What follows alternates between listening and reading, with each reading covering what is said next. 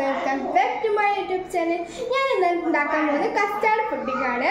വെറും 4 ഐറ്റംസ് വെച്ചിട്ടാണ് ഈസി ആയിട്ട് ടേസ്റ്റി ആയിട്ട് ഉണ്ടാക്കാൻ പോകുക. എന്തൊക്കെയാണ് പറഞ്ഞുതരാം. മെയിൻ ആയിട്ട് വേണ്ടത് കസ്റ്റാർഡ് പൗഡർ ആണ് കേട്ടോ. പിന്നെ വേണം പാക്കറ്റ് പാല്, പിന്നെ മിൽക്ക് മെയ്ഡ്, വാനില എസൻസ് ആണ് ഇവിടെ യൂസ് ചെയ്യുന്നത്. നിങ്ങൾക്ക് ഏത് എസൻസ് ആയാലും യൂസ് ചെയ്യാം കേട്ടോ.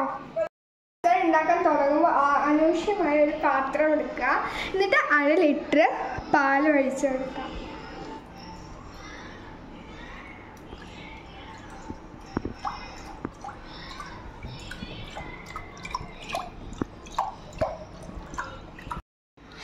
അപ്പോൾ നമുക്ക് ആവശ്യമായി പാൽ ഒഴിച്ചതിന് ശേഷം മെയിൻ ഐറ്റമായ ഒരു കസ്റ്റാർഡ് പൗഡർ 1 ടീസ്പൂണും അതിൻ്റെ ഒപ്പം 1/2 ടീസ്പൂണും കസ്റ്റാർഡ് പൊടി ഇട്ടതിന് ശേഷം നല്ലൊരു കയ്യിലെടുത്തിട്ട് ഇളക്കി കൊടുക്കുക, കട്ടയില്ലാതെ.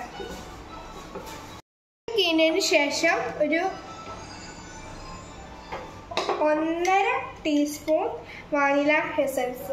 നിങ്ങൾക്ക് ഏത് എസൻസ് ആയാലും ഉപയോഗിക്കാം കേട്ടോ. ഇത് ചെയ്തതിന് ശേഷം നിങ്ങൾക്ക് പഞ്ചസാര ആവശ്യമായ മിൽക്ക് മെയ്ഡോ ഇല്ലെങ്കിൽ പഞ്ചസാരയോ ആയിട്ട് ഇട്ടാൽ മതി. ഞാനിവിടെ മിൽക്ക് മെയ്ഡാണ് യൂസ് ചെയ്യുന്നത്.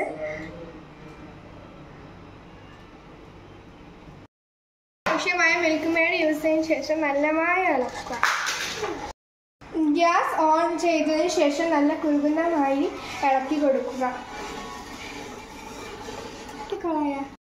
ഇൻഗ്രീഡിയൻസ് യൂസ് ചെയ്തതിന് ശേഷം നല്ലപോലെ ഇളക്കി കൊടുക്കുക. നല്ലപോലെ കുറുകി വന്നതിന് ശേഷം ഗ്യാസ് ഓഫ് ചെയ്തിട്ട് ഒരു നല്ല പാത്രത്തിലേക്ക് ആവശ്യമായ പാത്രത്തിലേക്ക് ആക്കി കൊടുക്കുക. ഇത് ഞാനിപ്പോൾ പാത്രത്തിലേക്ക് ആക്കിയിട്ടുണ്ട്.